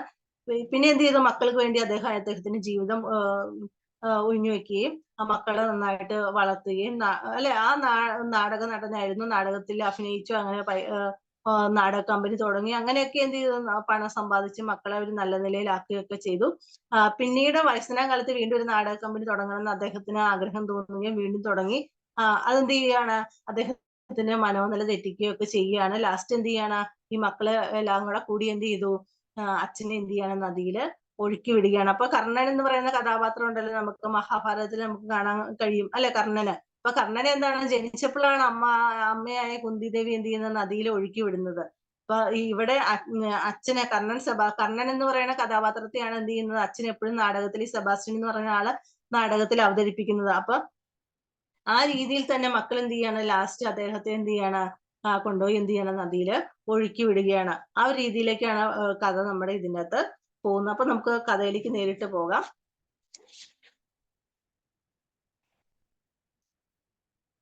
പേജ് നമ്പർ 180 ആട്ടോ. ഞങ്ങളുടെ അപ്പൻ എല്ലാ പിതാക്കന്മാർക്കും മാതൃകയാകേണ്ട ആളാണ്. അപ്പൻ അത്രമേൽ കഷ്ടപ്പെട്ടാണ് ഞങ്ങളെ വളർത്തിയത്. അമ്മച്ചി മരിക്കുമ്പോൾ അപ്പന് 42 43 വയസ്സേ ഉള്ളൂ. എനിക്കന്ന് 10 വയസ്സുണ്ട്. എന്റെ കീഴെ ടോജോയും മീനയും. പിള്ളേരെ നോക്കാനായിട്ടെങ്കിലും പെണ്ണൊരുത്തിയെ ഒപ്പം പൊറുപ്പിക്കാൻ ബന്ധുക്കളും സുഹൃത്തുക്കളും ആവുംവണ്ണം ശ്രമിച്ചു. എന്റെ പിള്ളേരെ ഞാൻ ഒറ്റയ്ക്ക് നോക്കുമെന്ന് അപ്പൻ തീരുമാനിച്ചു. അപ്പൻ നാടകരംഗത്ത് പൂർണ്ണമായും മനസ്സർപ്പിക്കുന്നത് അതിനു ശേഷമുള്ള കാലത്താണ്. അപ്പന്റെ അപ്പൻ ഒരു തരികിട കക്ഷിയായിരുന്നു. ഒരുപാട് ബാധ്യതകളും വരുത്തി വെച്ചിട്ടാണ് അപ്പാപ്പൻ യവനികയ്ക്ക് പിന്നിൽ പോയത്. അപ്പാപ്പൻ മരിച്ചതിന്റെ 3-ാം പക്കം മുതൽ കടക്കാർ വീട്ടിൽ കയറി വന്നു. അപ്പൻ എല്ലാവരോടും നല്ല വാക്കുകൾ പറഞ്ഞു വിട്ടു. അപ്പനെ പറ്റി നാട്ടുകാർക്കൊക്കെ നല്ല മതിപ്പായിരുന്നു. കടങ്ങളൊക്കെ അപ്പൻ വീട്ടി. പിന്നീടാണ് സ്വന്തം നിലയിൽ നാടക കമ്പനി തുടങ്ങുന്നത്. അപ്പൊ എന്താണ്, കർണൻ സെബാസ്റ്റ്യൻ എന്ന് പറയുന്ന ആളുടെ 3 മക്കളിൽ മൂത്ത ആളായ ആ മകനാണ് എന്ത് ചെയ്യുന്നത്, ഈ കഥ പറയുന്നതായിട്ടാണ് നമുക്ക് പാഠഭാഗം കൊടുത്തിരിക്കുന്നത്. നാടകത്തോട് അപ്പന് വല്ലാത്ത അഭിനിവേശമായിരുന്നു. അതിനെ ചൊല്ലി അപ്പാപ്പനുമായി ചെറിയ തോതിൽ അഭിപ്രായ വ്യത്യാസങ്ങളൊക്കെ ഉണ്ടായിരുന്നതായി ഓർക്കുന്നു. അപ്പാപ്പന്റെ വാക്കിനെ അപ്പൻ ധിക്കരിച്ചെന്തെങ്കിലും ചെയ്തിട്ടുണ്ടെങ്കിൽ അത് നാടകം അഭിനയിക്കുക എന്നത് മാത്രമായിരുന്നു. ചെറിയ ചെറിയ റോളുകൾ മാത്രമായിരുന്നു അപ്പൻ അന്ന് ചെയ്തിരുന്നത്. കലാക്ഷേത്ര എന്ന നാടക ട്രൂപ്പിന്റെ രൂപീകരണമായി അപ്പൻ ഓടി നടക്കുന്നത് ഇപ്പോഴും ഓർമ്മയുണ്ട്. എരുത്തിലായിരുന്നു നാടകത്തിന്റെ റിഹേഴ്സൽ. അതൊന്ന് അണ്ടർലൈൻ ചെയ്യണം കേട്ടോ. കലാക്ഷേത്ര, കർണൻ സെബാസ്റ്റ്യൻ അദ്ദേഹത്തിന്റെ ആദ്യത്തെ നാടക ട്രൂപ്പിന്റെ പേരാണ് കലാക്ഷേത്ര. എരുത്തിലായിരുന്നു നാടകത്തിന്റെ റിഹേഴ്സൽ. ഞങ്ങൾ അതിനെ കളിയിൽ എന്നാണ് വിളിച്ചിരുന്നത്. എന്ന് പറഞ്ഞാൽ ഈ എരുമേനെയും പശുവിനെയൊക്കെ നമ്മൾ തൊഴുത്തെന്ന് പറയില്ലേ, അതൊക്കെ കെട്ടുന്ന ആ സ്ഥലം, ആ തൊഴുത്താണ് എന്ത് ചെയ്യുന്നത്, എഴുത്തിൽ എന്ന് പറയുക, അല്ലെ കളിയിൽ എന്നൊക്കെ പറയുന്നത്. അമ്മച്ചി മരിച്ചതിന് ശേഷം കളിയിൽ നിന്ന് എരുമേനെയും പശുവിനെയും പെറുക്കി വിറ്റു. കളിയിലിനോട് ചേർന്ന് 2 വിറക് പുരകൾ ഉണ്ടായിരുന്നു. അതിലൊന്നിൽ നടന്മാരും ഒന്നിൽ നടികളുമായിരുന്നു താമസിച്ചിരുന്നത്. ഡയലോഗ് പഠിക്കലും ഹാർമോണിയം വായിക്കലും കട്ടൗട്ട് നിർമ്മിക്കലും എല്ലാം കൂടി ഒരു ഉത്സവത്തിന്റെ പ്രതീതി ഉണ്ടാവും. എല്ലാവരുടെയും എവിടെയും കയറി ചെല്ലാൻ കുട്ടികളായി ഞങ്ങൾക്ക് അനുവാദം ഉണ്ടായിരുന്നു. റിഹേഴ്സൽ കാണാൻ എത്രയോ പേരാണ് അവിടെ വന്നിരുന്നത്. കർണനാണ് കലാക്ഷേത്രയുടെ ആദ്യ നാടകം. അണ്ടർലൈൻ ചെയ്യുന്നത്, കർണനാണ് കലാക്ഷേത്രയുടെ ആദ്യ നാടകം. കുന്തിയായി അഭിനയിച്ച സ്ത്രീക്ക് ചുവന്ന നിറവും ധാരാളം മുടിയും ഉള്ളതായി ഓർക്കുന്നു. അപ്പനായിരുന്നു കർണന്റെ വേഷം ചെയ്തത്. ഞാൻ അപ്പന്റെ ആകുന്നത് സ്റ്റേജിൽ ഒരിടത്ത് അഭിനയിക്കുന്നത് കണ്ടപ്പോഴാണ്. സ്കൂൾ അടച്ച സമയത്ത് ഞാനും നാടകം കാണാൻ പുറപ്പെട്ടു. ഉത്സവപ്പറമ്പിൽ സ്ത്രീകളുടെ അടുത്ത് കുട്ടികൾക്കുള്ള സുരക്ഷിത സ്ഥാനത്തിരുന്ന നാടകം കണ്ടത്. കുന്തിദേവി വന്ന് കർണനോട് നീ എന്റെ മകനാണെന്നും കൗരവ പക്ഷത്തു നിന്നും പിന്മാറണമെന്നും എല്ലാം പറയുന്ന രംഗത്ത് അപ്പന്റെ അഭിനയ തികവിൽ മതിമറന്ന് അടുത്തിരുന്ന സ്ത്രീകൾ കരയുന്നത് ഞാൻ കണ്ടു. നാടകം കഴിഞ്ഞപ്പോൾ കർണനായി അഭിനയിച്ച നടനെ കാണാൻ സ്ത്രീകളുടെയും കുട്ടികളുടെയും പുരുഷന്മാരുടെയും വലിയൊരു കൂട്ടം തന്നെ ഉണ്ടായിരുന്നു. 150-ലധികം വേദികളിൽ കർണൻ കളിച്ചു. ആ നാടകത്തോടെയാണ് അപ്പന് കർണൻ സെബാസ്റ്റ്യൻ എന്ന വിളിപ്പേര് വീഴുന്നത്. അത് അപ്പനെയും സന്തോഷിപ്പിച്ചു. പുരാണ കഥകൾക്ക് ഡിമാൻഡ് ഇല്ലാതെ ആയപ്പോൾ ആനുകാലിക പ്രശ്നങ്ങളും കുടുംബ ബന്ധങ്ങളുടെ തകർച്ചയും എല്ലാം വിഷയമാക്കുന്ന നാടകങ്ങൾ അരങ്ങിലെത്തിച്ചു. അപ്പന്റെ നാടക സംഘമാണ് ഞങ്ങളുടെ കുടുംബത്തിന്റെ ഇന്നത്തെ ഉന്നതിക്ക് കാരണമായത്. ഒരു ചില്ലിക്കാശ് പോലും അപ്പൻ പാഴാക്കി കളഞ്ഞില്ല. മീനയെ കനത്ത സ്ത്രീധനം കൊടുത്ത് വലിയൊരു കുടുംബത്തിലേക്ക് പറഞ്ഞു വിട്ടതിനും ഞങ്ങൾ ആൺമക്കൾ നല്ല നിലയിൽ എത്തിച്ചതുമെല്ലാം കാരണക്കാരൻ അപ്പൻ തന്നെ. അവിചാരിതമായി സംഭവിച്ച അപകടത്തോടെയാണ് അപ്പൻ 20 വർഷമായി കൊണ്ടുവരുന്ന നാടക സംഘത്തെ പിരിച്ചുവിട്ടത്. അപ്പൻ പൂർണ്ണമായും കിടപ്പിലായി. മക്കളായ ഞങ്ങളോട് നാടക കമ്പനി ഏറ്റെടുത്ത് നടത്താൻ പറഞ്ഞത് സത്യമാണ്. നാടകം കൊണ്ട് പണ്ടത്തെ പോലെ നേട്ടമൊന്നുമില്ലാന്നറിയാമല്ലോ. അപ്പൻ വീണു പോയിന്ന് വെച്ച് അപ്പന്റെ കാര്യത്തിൽ നിന്നും ഒരു കുറവും വരുത്തിയില്ല. ഏറ്റവും നല്ല ചികിത്സ കൊടുത്തു. അപ്പന്റെ കാര്യം നോക്കാൻ മാത്രമായി ഒരു ഹോം നേഴ്സിനെ വെച്ചു. അതുകൊണ്ടെന്താ, 3-ാം കൊല്ലം തൊട്ട് അപ്പൻ എണീറ്റ് നടന്നു തുടങ്ങി. അല്പമൊന്ന് ആരോഗ്യമായിട്ട് തോന്നിയപ്പോ തൊട്ട് അപ്പന് നാടക സമിതി പുനർജീവിക്കണമെന്നായി. അപ്പ അതിന് പൊല്ലാപ്പാണ്. അപ്പനെ കൊണ്ട് നോക്കി നടത്താനുള്ള ആവതൊന്നും ഇല്ലാന്ന് ഞാൻ തലയെ കൈവച്ച് പറഞ്ഞു. ടോജോവിനെ കൊണ്ടും മീനയെ കൊണ്ടും ഭർത്താവ് അഡ്വക്കേറ്റ് ജോയിയെ കൊണ്ടും പറയിപ്പിച്ചു. അപ്പൻ വഴങ്ങിയില്ല. അപ്പൻ എന്താന്ന് വെച്ചാ ചെയ്യട്ടെ എന്ന് വിചാരിച്ചു. ഒരു വീട് വാടകയ്ക്ക് എടുത്തായിരുന്നു റിഹേഴ്സൽ. കർണനെ കലാക്ഷേത്രം വീണ്ടും അരങ്ങിലെത്തിക്കുന്നു എന്ന ബഹുവർണ പോസ്റ്റർ അച്ചടിപ്പിച്ചു. റിഹേഴ്സലൊക്കെ തീരാറായപ്പോൾ കർണനും കുന്തിയും സീരിയലിലേക്ക് അവസരം കിട്ടിപ്പോയി. തട്ടേ കയറും മുമ്പേ നാടകം പൊളിഞ്ഞു. അപ്പൻ തളരാതെ വീണ്ടും ചിലരെ തപ്പാൻ ഒരുങ്ങിയപ്പോൾ ഞങ്ങൾ ഇടപെട്ടു. കൂടും കുടക്കയും എടുത്ത് സ്ഥലം വിട്ടില്ലെങ്കിൽ സംഗതി വശക്കേടാകുമെന്ന് കനപ്പിച്ചൊരു വിരട്ടി കുറച്ചെണ്ണത്തിന് കാശ് കൊടുക്കേണ്ടി വന്നു. ഒറ്റ രാത്രി കൊണ്ട് ചെവി അറിയാതെ ക്യാമ്പ് പിരിച്ചുവിട്ടു. അപ്പൻ മൗനവ്രതവും സത്യാഗ്രഹവും തുടങ്ങി. 4-ാം ദിവസം ഞങ്ങളെല്ലാം കൂടി എടുത്ത് ആശുപത്രിയിൽ കൊണ്ടുപോയി. 100,000 തിരക്കിന്റെ ഇടയിലാണ് അപ്പൻ ഞങ്ങളെ കൊണ്ട് ഈ നാടകം കളിപ്പിക്കുന്നതെന്ന് ഓർക്കണം. ആശുപത്രിയിൽ നിന്ന് തിരിച്ചു വന്ന അന്ന് മുതലാണ് പ്രശ്നങ്ങൾ സങ്കീർണമായത്. അപ്പൻ സ്വയം മറന്ന് അഭിനയം തുടങ്ങി. എന്റെ കവചകുണ്ടലങ്ങൾ നഷ്ടപ്പെട്ടെന്ന് അറിഞ്ഞുകൊണ്ടുള്ള അഹങ്കാരമാണ് നിനക്ക് അർജുന. ഇന്ദ്രഭഗവാന്റെ കയ്യിൽ നിന്നും ലഭിച്ച വൈജയന്തി എന്റെ കയ്യിലുണ്ടെന്ന കാര്യം നീ മറക്കണ്ട. യുദ്ധമുഖത്തു നിന്ന് അപ്പൻ എന്നോട് ശോഭിച്ചു. എട ഹഡോൽഹജ എന്ന് അലറി അഡ്വക്കേറ്റ് ജോയിക്ക് നേരെ കത്തിയും എടുത്തു പാഞ്ഞു. സ്വയംവരത്തിന് കുലവിലെടുത്ത് കുലച്ച് എന്നെ സൂതപുത്രനെന്ന് പറഞ്ഞ് അപമാനിച്ചില്ലേ? ഞാനപ്പോൾ ഉള്ളിൽ കരഞ്ഞത് പുറത്തു വന്നിരുന്നെങ്കിൽ ഒരു പുഴയോളം വന്നേനെ. എന്റെ ഭാര്യ മൃദുലയോട് അപ്പൻ മനസ്സു തുറന്നു. അപ്പന്റെ പ്രകടനങ്ങൾ വീട്ടിൽ മാത്രം ഒതുങ്ങിയിരുന്നില്ല. നാടകത്തിലെ മാർച്ചട്ടയും കവചകുണ്ടലങ്ങളും അണിഞ്ഞ് വാളും പിടിച്ച് അപ്പൻ കവലയിൽ ഇറങ്ങി. വാച്ചും മോതിരവും കഴുത്തിലെ 5 പവൻ മാലയും പൈസയും കണ്ണിൽ കണ്ടവർക്ക് ദാനം ചെയ്തു. എടാ ജരാസന്ധ, എടാ ദ്രുപദ, നീ എന്റെ വാളിന്റെ മൂർച്ചയെറിയാൻ പോകുന്നു എന്ന് പറഞ്ഞ് കവലയിൽ നിന്നവരെ തല്ലാൻ ഓടിച്ചു. ഞാൻ അവിടെ എത്തുമ്പോൾ അപ്പനെ ആളൊരു തെങ്ങിൽ കെട്ടിയിരിക്കുകയാണ്. വലിയൊരു ആൾക്കൂട്ടം ചുറ്റിലുമുണ്ട്. അർജുന, കുരുക്ഷേത്ര യുദ്ധത്തിൽ നീയോ ഞാനോ ഒരാളെ ബാക്കിയുണ്ടാവൂ. അപ്പൻ എന്നോട് ന്യായം പറഞ്ഞു. എനിക്ക് വല്ലാത്ത അപമാനമായി പോയി. അപ്പന് വട്ടായെന്ന് നാട്ടിൽ വലിയ പ്രചാരമാണ് ലഭിച്ചത്. വലിയ ആൾക്കാരെ കളിയാക്കാൻ ജനത്തിന് പണ്ടേ വലിയ ഉത്സാഹമാണല്ലോ. മോന്റെ കല്യാണം നെറ്റിപ്പോയത് അപ്പനുണ്ടാക്കി വെച്ച ദുഷ്പേര് കാരണമാണെന്നും പറഞ്ഞ് മീന സങ്കടപ്പെട്ടു. പയ്യനൊരു ഡോക്ടർ പെണ്ണിനെ വളച്ചെടുത്തതായിരുന്നു. ഭ്രാന്ത് ഹെറിഡിറ്ററി ആയി വരുമെന്ന് പറഞ്ഞാണ് അവളുടെ വീട്ടുകാര് ഒഴിഞ്ഞു കളഞ്ഞ്. ഹെറിഡിറ്ററി എന്ന് പറഞ്ഞ പാരമ്പര്യമായിട്ട് കിട്ടുന്നു കേട്ടോ. ടൂറും കഴിഞ്ഞ് തിരിച്ചു വരുമ്പോഴാണ് ഹോം നേഴ്സ് 2 ദിവസമായി വന്നിട്ടില്ലെന്ന് അറിഞ്ഞത്. ടോജോയെയും മീനയെയും വിളിച്ചു. അവരെ ഒന്നും അവള് വിളിച്ചിട്ടില്ല. മിനിഞ്ഞാന്ന് അവളോടൊപ്പം അപ്പൻ എങ്ങോട്ടോ ഓട്ടോയിൽ കയറിപ്പോയത് കണ്ടെന്ന് അടുത്ത വീട്ടുകാര് പറഞ്ഞു. സംഗതി എന്തോ പന്തികേട് തോന്നി. അപ്പനാണെങ്കിൽ ഒന്നും മിണ്ടുന്നുമില്ല. അപ്പനീ കാണിച്ച പണി ഒരപ്പനും മക്കളോട് കാണിക്കാൻ പാടില്ലാത്തതാണ്. അപ്പൻ ആ ഹോം നേഴ്സിന് ഞങ്ങൾക്കെല്ലാം കൂടി ഓഹരി കിട്ടേണ്ട 2 ഏക്കർ പറമ്പ് ഇഷ്ടദാനമായി എഴുതി കൊടുത്തേക്കുന്നു.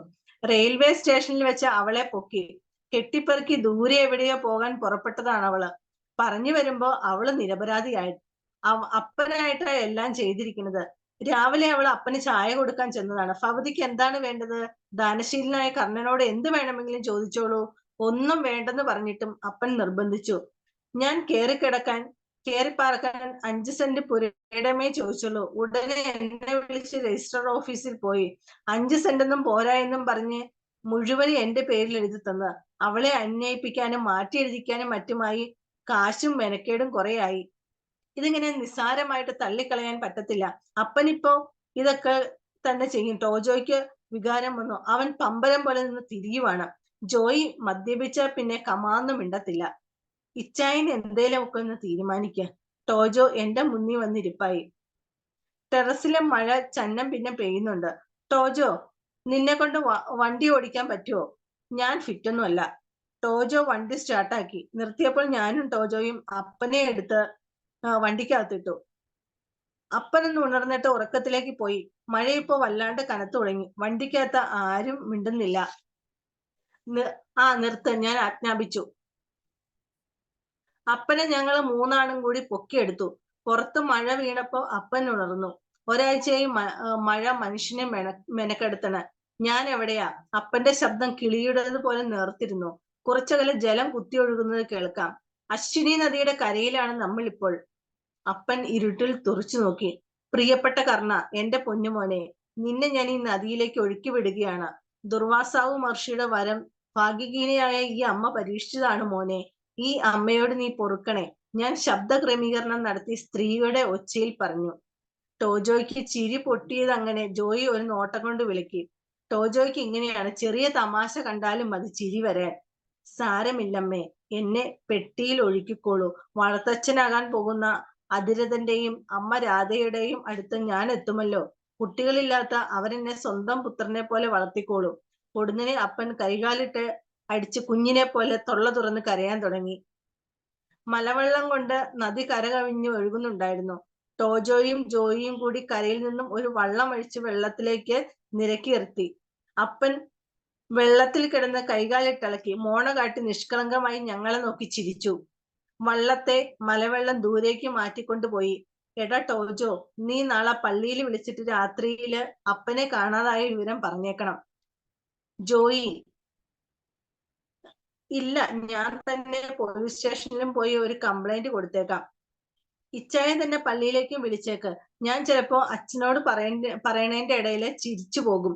വണ്ടി സ്റ്റാർട്ടാക്കുന്നതിന്റെ ഇടയില് ടോജോ പറഞ്ഞു. അപ്പൊ നമുക്ക് ആ കഥയിൽ നിന്ന് മനസ്സിലായല്ലോ, നാടകക്കാരനായിരുന്നു. ലാസ്റ്റ് എന്ത് ചെയ്തു? അദ്ദേഹത്തിന്റെ മാനസികനില തെറ്റി മക്കളെല്ലാം കൂടി എന്ത് ചെയ്തു? നദിയില് ഒഴുക്കി വിട്ടു. അപ്പൊ അദ്ദേഹത്തിന്റെ കഥാപാത്രത്തിന്റെ ബേസ് ചെയ്തുകൊണ്ടാണ് എന്ത് ചെയ്യുന്നത്? അദ്ദേഹത്തെ എന്ത് ചെയ്യുന്നത്? നദിയില് ഒഴുക്കി വിടുന്നത്. അപ്പൊ അതിന്റെ വൺവേഡുകൾ നമുക്കൊന്ന് നോക്കാം. 185 പേജില് കർണൻ സെബാസ്റ്റ്യൻ നാടക സമിതിയുടെ പേരെന്താണ്? എന്താണ്? കലാക്ഷേത്രയാണ്. രണ്ടാമത്തെ കർണൻ സെബാസ്റ്റ്യൻ എന്ന വിളിപ്പേര് സെബാസ്റ്റ്യന് കിട്ടാനിടയായ സാഹചര്യം വ്യക്തമാക്കുക. കലാക്ഷേത്ര എന്ന നാടക ട്രൂപ്പിന്റെ കർണൻ എന്ന കഥാപാത്രത്തിലെ കർണനായി വേഷമിട്ടത് സെബാസ്റ്റ്യൻ ആയിരുന്നു. നാടകം വളരെ വിജയകരമായി 100-ലധികം വേദികളിൽ കളിച്ചു. അങ്ങനെ സെബാസ്റ്റ്യന് കർണൻ സെബാസ്റ്റ്യൻ എന്ന പേര് വീണു. മൂന്നാമത്തെ ക്വസ്റ്റ്യൻ, അപ്പൻ അപ്പാപ്പനെ ധിക്കരിച്ചിട്ടുള്ളത് ഏത് കാര്യത്തിനാണ്? നാടകത്തിൽ അഭിനയിക്കുക എന്ന അപ്പന്റെ അഭിനിവേശത്തോട് മാത്രമാണ് അപ്പാപ്പന് എതിർപ്പുണ്ടായിരുന്നത്. നാലാമത്തെ, കലാക്ഷേത്രം ആദ്യം അരങ്ങിലെത്തിച്ച നാടകം ഏതാണ്? കർണനാണ്. അഞ്ചാമത്തെ, സെബാസ്റ്റ്യൻ തന്നെ നാടക സമിതി പിരിച്ചുവിടാൻ നിർബന്ധിതരായത് എന്തുകൊണ്ടായിരുന്നു?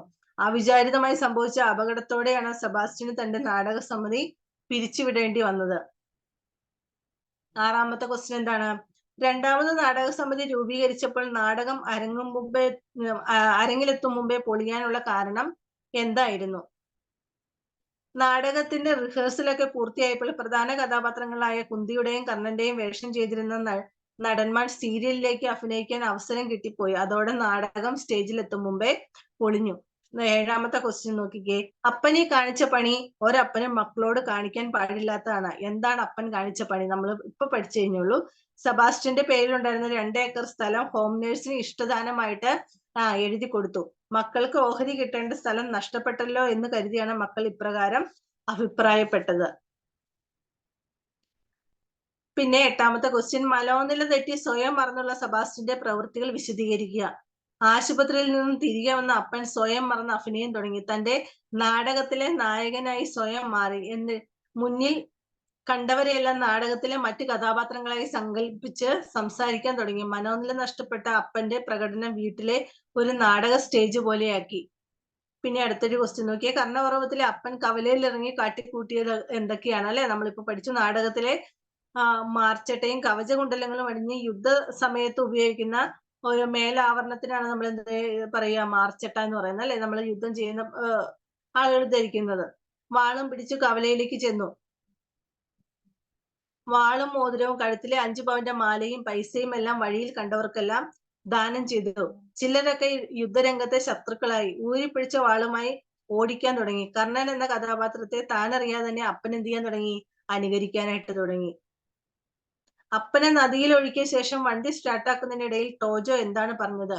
ഇച്ചായൻ തന്നെ പള്ളിയിലും വിളിച്ചേക്ക്. ഞാൻ ചിലപ്പോ അച്ഛനോട് പറയണതിന്റെ ഇടയില് ചിരിച്ചു പോകും. അടുത്തത് 11ാമത്തെ നോക്കിക്കുക. വാർദ്ധക്യത്തിലെ ഒറ്റപ്പെടൽ കർണപർവ്വം കഥയിൽ ആവിഷ്കരിച്ചിരിക്കുന്നത് എങ്ങനെയാണ്? ഈ ഒരു ചോദ്യം ചോദിച്ചിട്ടുള്ള കേട്ടോ.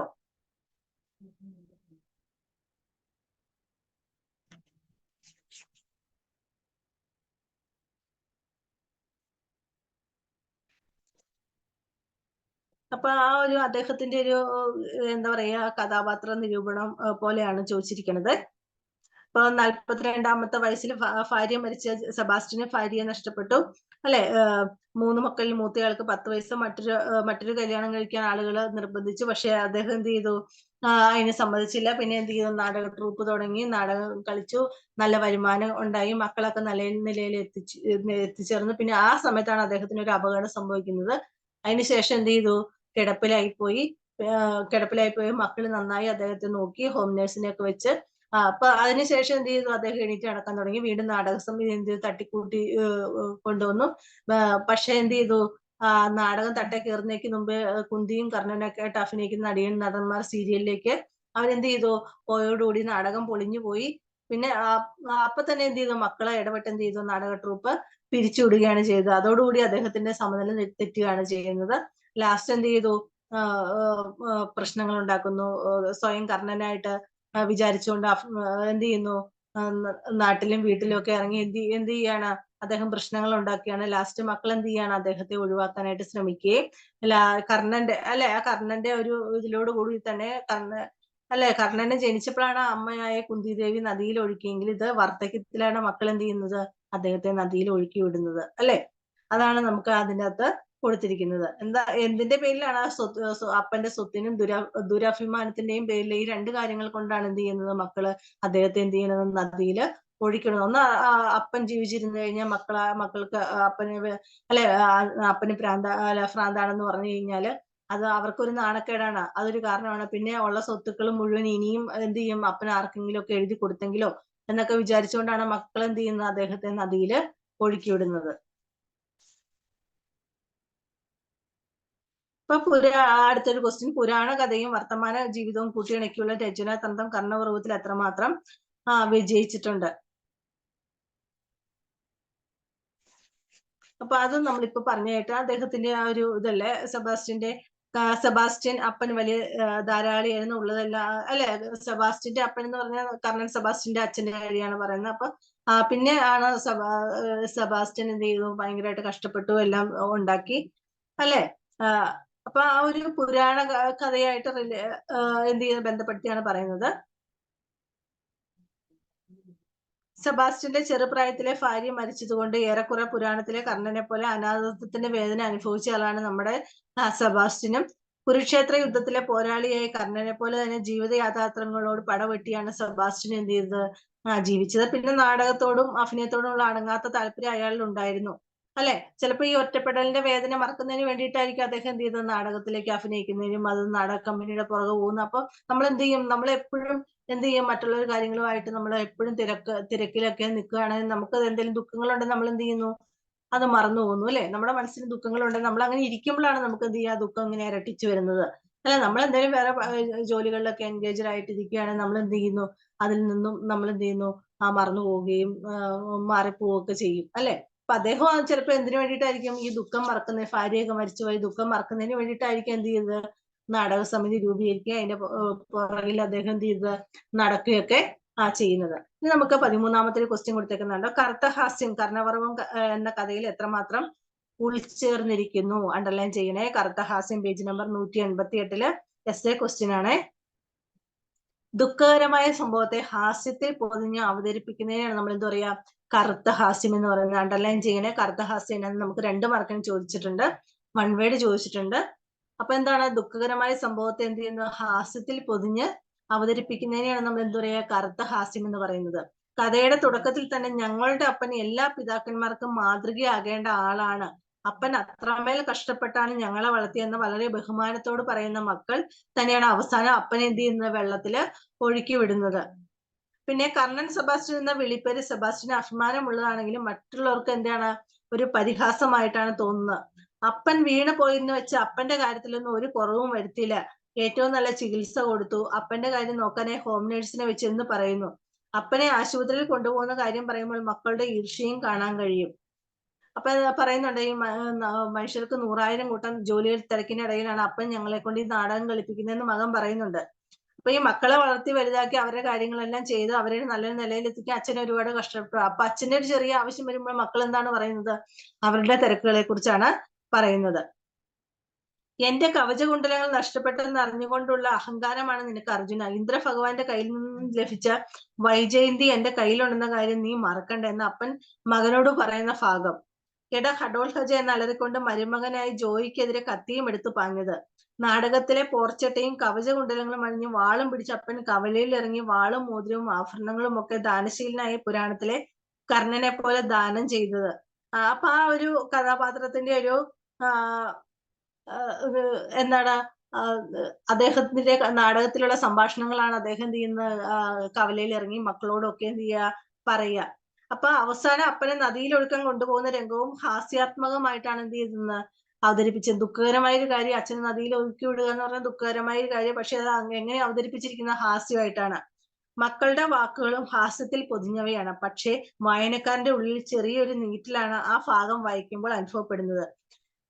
അങ്ങനെ കറുത്ത ഹാസ്യത്തിന് നിരവധി ഉദാഹരണങ്ങൾ ഈ കഥയുടെ പല ഭാഗത്തും നമുക്ക് കാണാനായിട്ട് പറ്റും. അപ്പൊ കറുത്ത ഹാസ്യം എന്താണെന്ന് ഓർത്തു വയ്ക്കാം. പിന്നെ ഒരു ചോദ്യം, ഒരു വലിച്ചെറിയൽ സംസ്കാരം കേരളത്തിൽ രൂപപ്പെട്ടു വരുന്നുണ്ടോ? പെരുകുന്ന വൃദ്ധസദനങ്ങളും അനാഥാലയങ്ങളും ഇതാണോ സൂചിപ്പിക്കുന്നത്? തീർച്ചയായിട്ടും അത് തന്നെയാണ്, അല്ലെ? ഒരു വലിച്ചെറിയൽ സംസ്കാരം കുറച്ച് പ്രായമായി കഴിയുമ്പോൾ എന്ത് ചെയ്യുന്നു, മക്കള് ഉപേക്ഷിക്കുന്നു, അല്ലെ വൃദ്ധസദനത്തിലേക്ക് കൊണ്ടെത്തിക്കുന്ന ഒരു പ്രവണത എന്ത് ചെയ്യുന്നുണ്ട്, നമ്മുടെ കേരളത്തിൽ കൂടുതലായിട്ടും കണ്ടുവരുന്നുണ്ട്.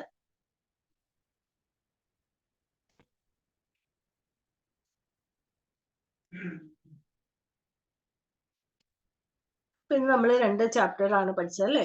അപ്പൊ രണ്ടും ഇമ്പോർട്ടന്റ് ആണ് കേട്ടോ. ഇതിൽ നിന്ന് ഈ കർണപർവ്വത്തിൽ നിന്ന് ഒരുപാട് വൺ വേർഡുകൾ ചോദിക്കുന്ന ഒരു ചാപ്റ്ററാണ്. കലാക്ഷേത്ര ആദ്യം ആരെങ്കിലും എത്തിച്ച നാടകം ഏതാന്ന് ചോദിക്കാം. കർണൻ സെബാസ്റ്റ്യന്റെ നാടക ട്രൂപ്പിന്റെ പേരെന്താന്ന് ചോദിക്കാം. കർണൻ സെബാസ്റ്റ്യന്റെ നാടക ട്രൂപ്പിന്റെ പേര് കലാക്ഷേത്ര എന്നും, കലാക്ഷേത്ര ആദ്യം ആരെങ്കിലും എത്തിച്ച നാടകം എന്ന് പറയുന്നത് ഏതാണ്? കർണനാണ്. അത് ചോദിക്കാറുണ്ട് കേട്ടോ. ചോദിച്ചിട്ടുള്ളതാണ്, ഒരുപാട് തവണ റിപ്പീറ്റ് ചെയ്ത് ചോദിച്ചിട്ടുള്ള ചോദ്യമാണ്.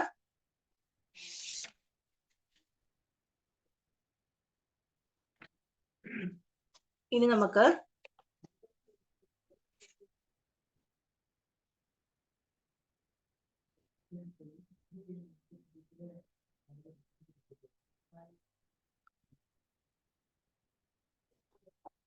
കുറച്ച് ചാപ്റ്ററും കൂടെ തീരാനുണ്ട്.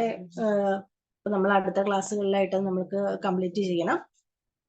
അപ്പൊ പഠിപ്പിച്ചു വിടുന്ന ഭാഗങ്ങൾ നിങ്ങൾ നന്നായിട്ടൊന്ന് ഒരു തവണയെങ്കിലും ഇന്ന് ഈ ക്ലാസ് കഴിയുമ്പോൾ ഒന്ന് വായിച്ചു നോക്കാൻ സമയം കിട്ടുവാണെങ്കിൽ വായിച്ചു നോക്കണം. കഥയല്ലേ, പെട്ടെന്ന് നമ്മുടെ മനസ്സിലേക്ക് നമുക്ക് കിട്ടും. അപ്പൊ നമ്മൾ ക്ലാസ് എടുത്തതും നിങ്ങളുടെ ഓർമ്മയിൽ കിട്ടും പെട്ടെന്ന് തന്നെ. അപ്പൊ ഇന്ന് തന്നെ എന്ത് ചെയ്യുക, കിട്ടുന്ന ഒരു സമയത്ത്, ഒരുപാട് സമയമൊന്നും വേണ്ടല്ലോ, 10 മിനിറ്റ് പോലും വേണ്ടല്ലോ നമുക്ക് മനസ്സിലിരുത്തി ഒന്ന് വായിച്ചു നോക്കാനായിട്ട്. അപ്പൊ ഒന്ന് വായിച്ചു നോക്കിയിട്ട് മാത്രം ഇന്ന് പുസ്തകം അടച്ചു വെക്കുക കേട്ടോ. നിങ്ങൾക്ക് സമയം കിട്ടുന്ന സമയത്ത് ചെയ്താൽ മതി. ഇപ്പൊ തന്നെ ചെയ്യണമെന്ന് പറയില്ല. നിങ്ങൾക്ക് സമയം കിട്ടുമ്പോൾ നന്നായിട്ടൊന്ന് വായിച്ചു നോക്കിയിട്ട് വേണം ഇന്ന് കിടക്കാനേ. മലയാളം ആണെങ്കിലും ഏത് സബ്ജക്റ്റ് ആണെങ്കിലും പഠിപ്പിച്ചു കഴിഞ്ഞ് ഒരു വട്ടം ഒന്ന് വായിച്ചു നോക്കിയിട്ട് വേണം നിങ്ങൾ ക്ലാസ് കഴിഞ്ഞതിന് ശേഷം എന്ത് ചെയ്യാൻ, ടെസ്റ്റ് ഒന്ന് എടുത്തു വെക്കാനായിട്ട്. എനിക്കറിയാം ഒരുപാട് ജോലി തിരക്കുള്ള ആളുകളാണ്. അപ്പൊ അതിൻ്റെതായ ഇത് കൊണ്ടാണ് പറയുന്നത്. നമ്മുടെ മനസ്സിൽ നിൽക്കണമല്ലോ, നമ്മൾ പഠിക്കുന്ന ഭാഗങ്ങൾ നമുക്ക് മറന്നു പോകരുതല്ലോ. നമുക്ക് 1 വേർഡുകൾ കിട്ടാനുണ്ട്, 2 മാർക്കിന്റെ ക്വസ്റ്റ്യൻ കിട്ടാനുണ്ട്. അപ്പൊ നമ്മൾ 1 വേർഡുകൾ ഇഷ്ടംപോലെ പഠിക്കുമ്പോൾ നമുക്ക് ബാക്കി എല്ലാ എല്ലാം നമുക്ക് എഴുതാൻ പറ്റും. അപ്പൊ 1 വേർഡ് എന്ന് പറഞ്ഞാൽ നമ്മൾ അരിച്ചു പെറുക്കി, ഒരു പാഠഭാഗത്തിന് നമ്മൾ അരിച്ചു പെറുക്കിയാണ് പഠിക്കുക, അല്ലെ? ഓരോ സെന്റൻസും നമ്മൾ പഠിക്കുന്നുണ്ട്. അപ്പൊ നമുക്ക് എന്താണ്, 2 മാർക്കിന് ഈസി ആയിട്ട് എഴുതാം. അത് പ്രത്യേകം പഠിക്കേണ്ട. 3 മാർക്കിന് നമുക്ക് പഠിക്കേണ്ട. നമുക്ക് എസ്എ ക്വസ്റ്റ്യൻ ആണെങ്കിലും അതിന്റെ എഴുതിയ ആളാണ്, പ്രധാനപ്പെട്ട കൃതികൾ ഏതൊക്കെയാണ്, ആ കഥയിൽ എന്തൊക്കെയാണ് പറയുന്നത്, ഇതൊക്കെ നമുക്ക് എന്ത് ചെയ്യും, പെട്ടെന്ന് നമ്മുടെ മനസ്സിലേക്ക് കിട്ടും. അപ്പൊ നന്നായിട്ട് വായിച്ചു നോക്കണം. ഞാൻ മലയാളം എന്ന് തന്നെ പറയില്ല, എല്ലാ വിഷയങ്ങളും നിങ്ങൾ പഠിപ്പിച്ച് കഴിയുമ്പോൾ ഒരു വട്ടമെങ്കിലും നന്നായിട്ടൊന്ന് വായിച്ചു നോക്കിയിട്ട് വേണം എന്ത് ചെയ്യാനായിട്ട്, പുസ്തകം മടക്കി വെക്കാനായിട്ട്. Okay, thank you all of you. Thank you all of you. Thank U.